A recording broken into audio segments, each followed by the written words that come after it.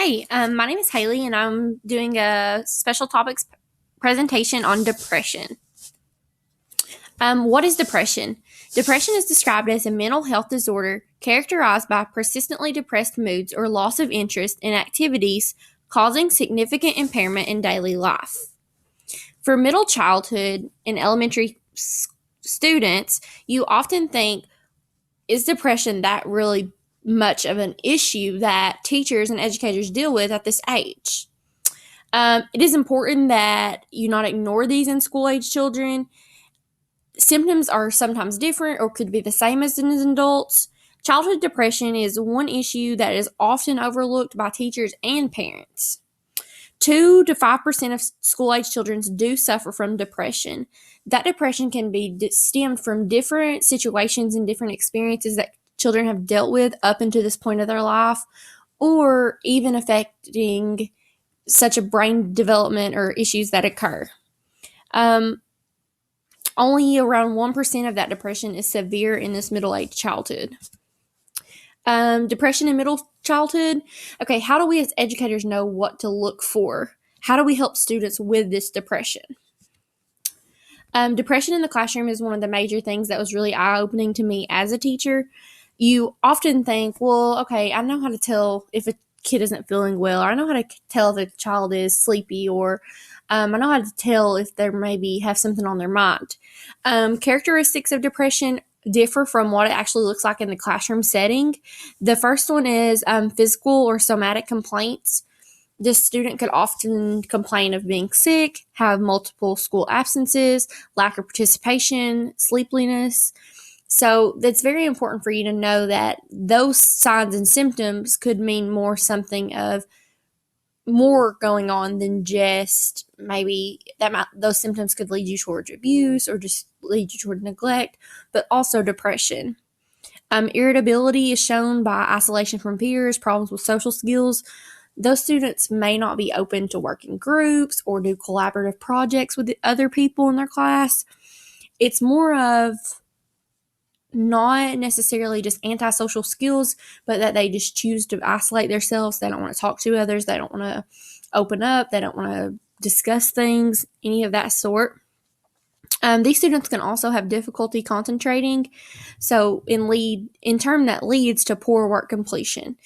They have a lot running through their minds. They just can't focus on those types of things or the assignments that are at hand. Middle school requires a lot of do your own work. And so I feel like that's where you start to see a lot more of, you start to see the work that they can't do or that they just can't get their mind to focus on. It's not really that the academic ability isn't there. There's just more behind that. Facial expression or body expressions exhibiting depression. They could just work slow and piddle and not really ever want to get in the gang of things and just get to moving. They just kind of work slow and might do a little bit here and then get distracted, might do a little bit more. Hypersensitivity, that was one of the most common ones for me.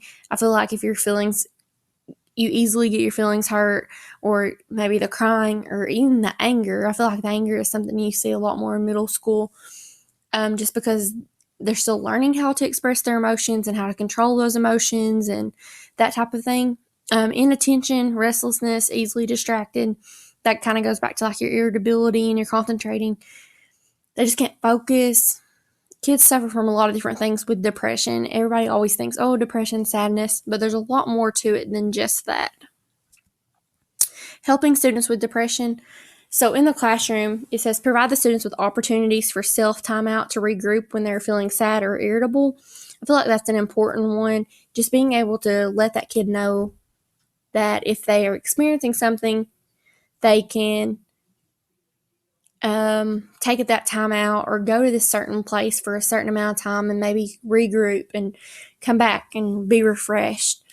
You see that a lot of kids also, besides depression, you see other kids that are facing other things that also maybe just need that time out. So I feel like being able to provide that option in your classroom creates an environment for people, and those are types of things that the student needs. Teaching the students ways to identify their mood patterns and appropriate ways to communicate anger, frustration, or sadness. Middle childhood is a time that they're still developing their emotions and learning how to deal with those emotions. So I feel like that's important for students. to be able to learn about what their body's going through or what their emotion is they're feeling and how to handle that emotion, how to communicate that emotion to others. I feel like that's a very important part of being a teacher, not only academic wise, but just teaching them about themselves and how to handle things that they're going to be faced with. Middle childhood is a crucial time for important decision making. They're faced with a lot of things with their peers and with their personal selves, and a lot of kids aren't prepared for that and how to handle it. Ways to deal with worthlessness. It's the most heartbreaking thing that comes along with depression as an educator. It's hard to see those kids and then maybe even say to you, well, I don't mean anything to anybody, or I've never felt that way personally, and so I've had the picture perfect lifestyle. And so to see that on a kid is just devastating, to know that that's really how they feel.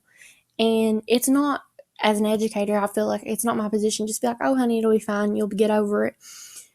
They deeply need someone that's going to care for them. So I feel like the first one, model that it's okay to make mistakes. Sometimes mistakes lead you to new opportunities.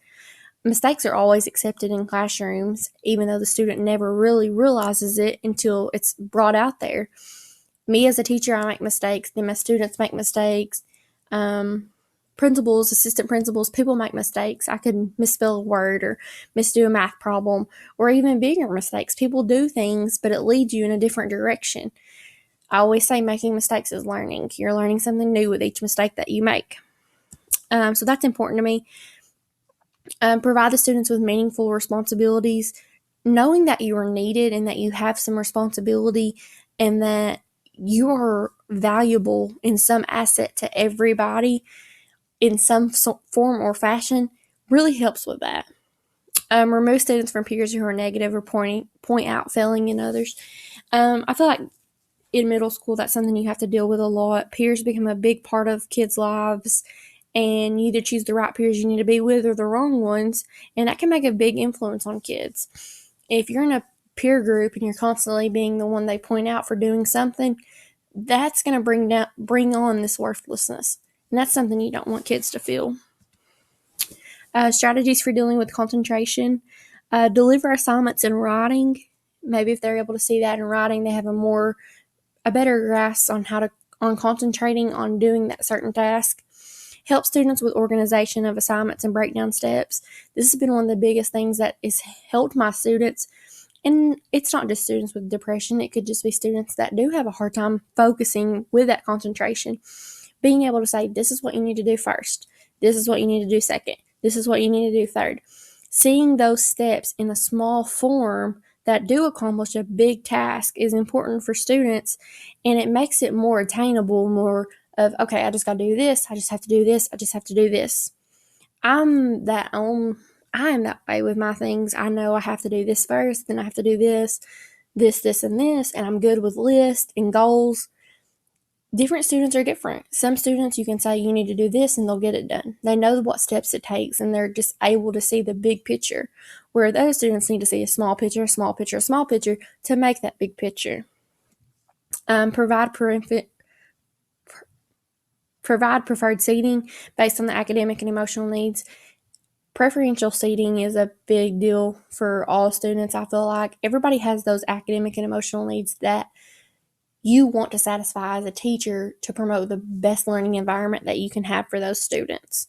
I feel like that's a big deal for students who are depressed, or students who do have ADHD, or students that just have a struggle in math, or students that struggle with concentration.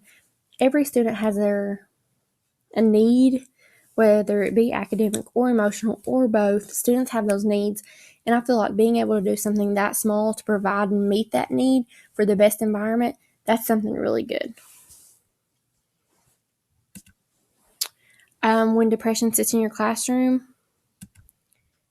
resources, childmind.org, National Suicide Prevention Hotline, 1-800, there's your number. An awesome site was the Anxiety and Depression Association of America site.